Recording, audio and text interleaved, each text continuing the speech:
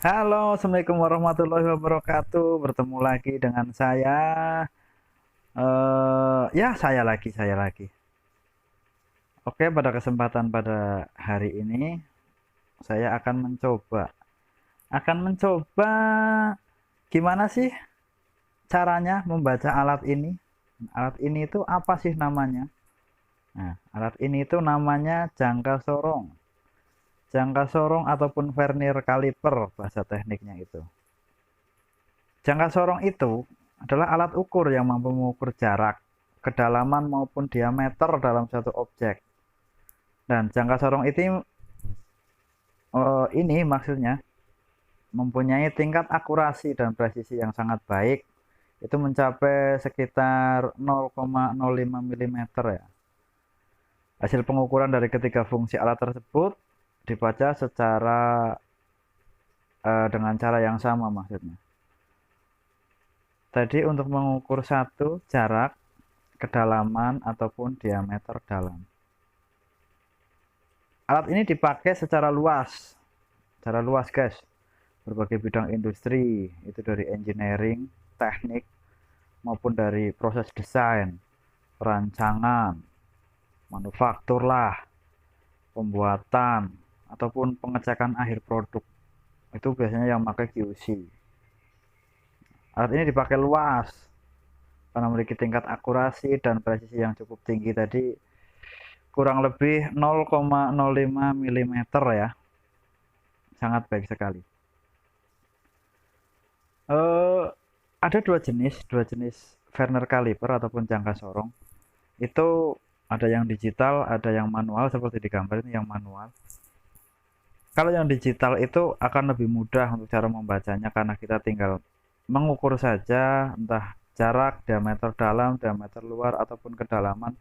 Itu langsung terbaca guys. Kalau yang manual itu ya dibaca secara manual. Langsung saja ya. Oke, kita langsung cari tahu apa sih itu jangka sorong. Nah, lihat gambar ya teman-teman. Di bagian atas itu ada kayak rahang ya. Itu namanya rahang dalam atau rahang atas. Di bagian atas sendiri sebelah kiri teman-teman. Itu fungsinya untuk mengukur diameter dalam. Diameter dalam suatu bagian. Misal kita akan mengukur diameter dalam dari pipa. Pipa ataupun kalau di otomotif ya di lubang puring ya atau di lubang busingnya. Itu yang di atas yang ada dua itu. Dan di belakangnya itu ada semacam kayak baut atau pengunci rahang namanya. Itu berfungsi agar saat kita menyetel untuk pembacaan itu diputar saja ke kanan.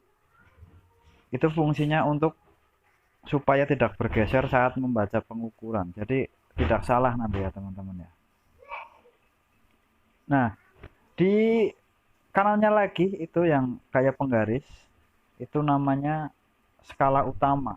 Skala utama itu standar metrik atau inci ya, teman-teman. Standarnya metrik atau inci. Dan adapun rahang bagian bawah itu yang mengangah di bagian bawah, itu namanya rahang luar atau rahang bagian bawah sih. Ini pengukur utama. Pengukur utama itu ya untuk mengukur diameter luarnya, diameter luar dari suatu barang atau material. Ya kayak tadi, semacam mengukur diameter luar pipa, puring, busing, sama aja. Ke belakang itu ada skala Vernier atau skala Nonius. Nah, di sini itu skala Vernier dan skala Nonius itu fungsinya untuk membaca akurasi. Nah, akurasinya Vernier caliper di sini itu mencapai 0,05 mm ya. Wow, sangat teliti sekali. Dan mundur lagi, itu ada skala utama. Tadi sama, skala utama itu yaitu standar internasionalnya itu milimeter, metrik atau inci. Seperti itu. Dan di bagian paling belakang itu yang nongol sedikit. Itu tangkai ukur untuk mengukur diameter dalam atau mengukur kedalaman suatu benda. Ya, jadi setelah kita mengukur diameter dalam, diameter luar, kita juga bisa menggunakan Vernier caliper untuk mengukur kedalaman. Kedalaman ya benda yang akan kita ukur tentunya biar lebih teliti lagi. Ya, dan lanjut kita ke tahap berikutnya, tolong dipahami. Nah, di sini ada contoh soalnya, contoh soal. Maksudnya contoh soal di sini tuh kita belajar membaca angka yang tertera pada jangka sorong. Misal seperti gambar di sini. Itu membaca skala utamanya itu lihat gambar di atas ya.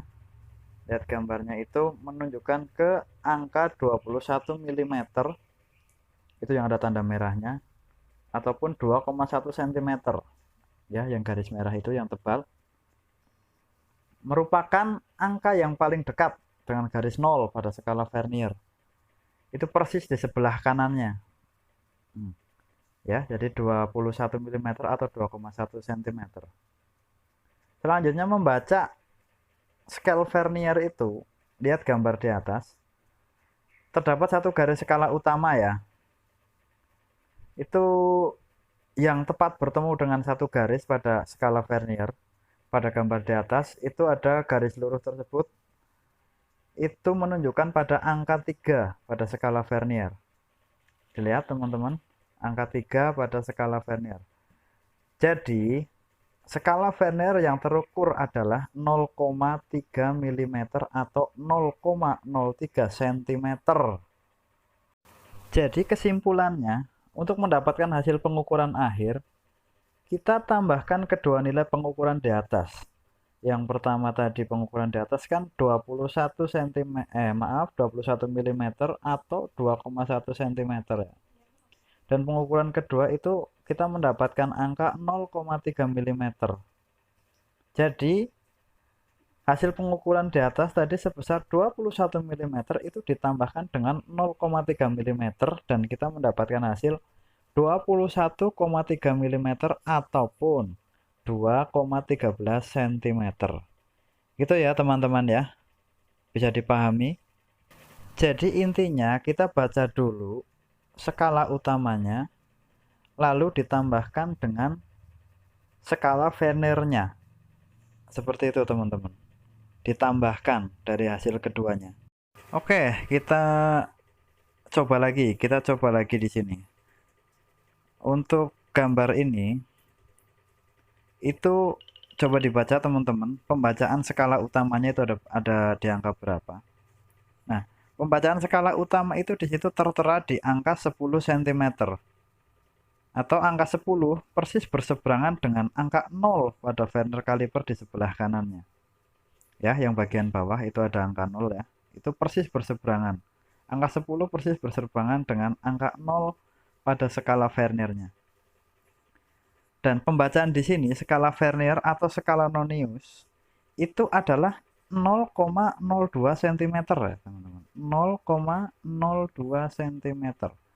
Garis kedua setelah 0 pada angka Vernier tepat lurus dengan garis atasnya. Kita lihat yang bawah di angka 0 ada strip pertama dan strip kedua nyampe angka 5 ya. Kita lihat yang tegak lurus dengan atasnya itu di angka mana? Nah, di situ itu garis lurusnya itu pas di angka 2 ya.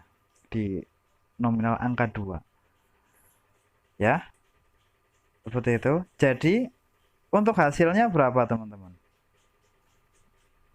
Ya. Hasil pengukuran pada gambar ini itu 10 cm ditambah 0,02 cm. Seperti itu. Jadi hasilnya itu 10,02 cm ataupun 100,2 mm. Ya, bisa dipahami. Ya, gambar ini itu yang menunjukkan angka tepat yang dekat dengan 0 itu angka 10. Itu pada skala utamanya ya. Angka 10. Ya, teman-teman, dilihat. Dan di sampingnya angka 10 ya, yang berseberangan persis dengan angka 10 itu adalah angka 0 pada skala Fahrenheit di sebelah kanan itu ada angka 0 ya yang bawah.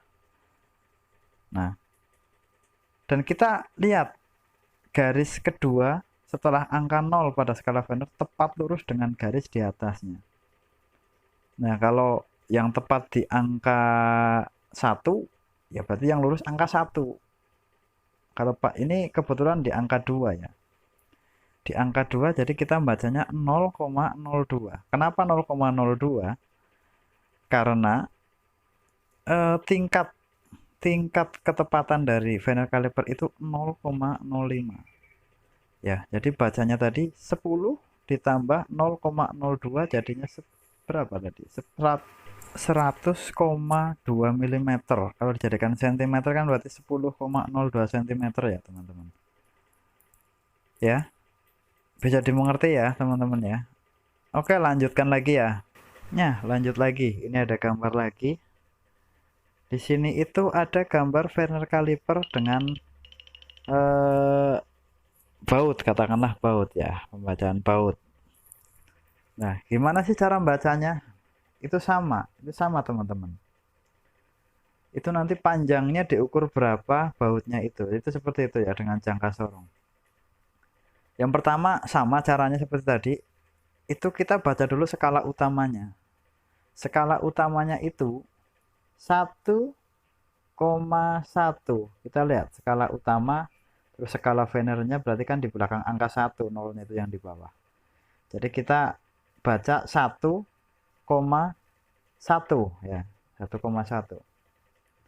Dan setelah angka 1 pada skala utama yang persis berseberangan dengan angka 0 pada skala Fahrenheit itu di sebelah kanannya maksudnya. Pembacaan skala Fahrenheit atau skala Nonius itu sama dengan, dan dilihat dengan seksama coba. Garis pada angka vernier yang tepat lurus dengan garis di atasnya itu tepat di antara angka 6 dan angka 7. Ya, dilihat teman-teman, angka 6 dan angka 7. Skala Fahrenheit yang terukur adalah 0,65. Ya. Jadi didapatkan hasil, itu pengukuran panjang baut ini adalah 11 mm ditambah 0,65 mm ataupun 11,65 mm ataupun 1,165 cm. Ya, teman-teman kelihatan? Angka Fahrenheit-nya itu antara 6 dan 7. Berarti 6,5 ya, 6,5. Jadi tadi 11 mm ya. Yang pembacaan skala utamanya kan tadi di 11 kan, 1,1 ya, berarti 11. Ditambahkan dengan angka pada skala Fahrenheit-nya yang terukur 0,5 mm. Sekali lagi jadi hasilnya itu 11 mm ditambah 0,65 mm, yaitu ya 11,65 mm. Kalau di cm kan ya 1,165 cm. Itu seperti itu ya teman-teman, bisa dipahami? Saya rasa bisa, karena ini sebenarnya sangat mudah sekali. Itu sama pembacaannya untuk mengukur diameter dalam ataupun kedalaman, itu sama bacanya seperti itu ya teman-teman ya. Dan untuk moncong yang di atas itu untuk diameter dalam, yang di bawah itu diameter luar, yang paling ujung di ekornya itu untuk mengukur kedalaman. Itu bacanya sama seperti itu ya teman-teman ya, sama, tidak ada bedanya. Cara pembacaannya itu sama. Nah, ini untuk yang manual. Kalau yang digital sekali lagi itu lebih mudah, karena kita tinggal memasangkan langsung ke alat yang barang yang akan kita ukur, itu langsung terbaca. Tapi untuk yang digital itu membutuhkan perhatian khusus dalam penggunaan dan perawatannya. Jadi jangan sampai terjatuh atau terkena air, nanti cepat rusak. Tapi kalau saya sih lebih senang pakai yang manual karena lebih teliti. Yang penting sebelum kita pakai kita bersihkan dulu biar tidak ada debu atau pasir, karena ada satu pasir di situ, itu akan mempengaruhi hasil karena ndak nol ya, ndak nol teman-teman. Jadi harus diperhatikan dulu, dikalibrasi dulu maksudnya biar nol. Ya mungkin nanti kalau ada langsung prakteknya, kalau ada kesempatan nanti tak bikinkan lagi videonya yang gimana dengan prakteknya itu seperti itu. Sementara gambar dulu ya biar dipahami, dan cara penggunaannya itu selalu sama di mana-mana Vernier caliper itu sama seperti itu. Ya, oke lah teman-teman. Mungkin dari saya cukup, dan terima kasih. Tolong dibantu subscribe-nya, like-nya, komentarnya, apapun itu kita terima ya. Untuk membangun channel ini, ayo mohon dukungan dan bantuannya di sini teman-teman ya. Semoga channel ini cepat berkembang. Oke, sekian dari saya dari Kalap Motor.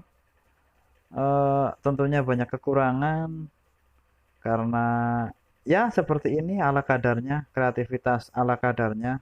Tapi kita jangan berhenti berkreasi, jangan berhenti berkarya, karena hasil itu tidak akan bohong, tidak akan pernah ingkar dari apa yang telah kita kerjakan. Oke teman-teman, sampai berjumpa lagi di video berikutnya. Check it out. Bye bye. Nah, setelah kita memahami itu semua, ya semoga bisa dipahami dan bisa bermanfaat bagi teman-teman. Kalau ada pertanyaan, tulis di kolom komentar di bawah ya. Tulis aja, nanti saya respon di bawahnya.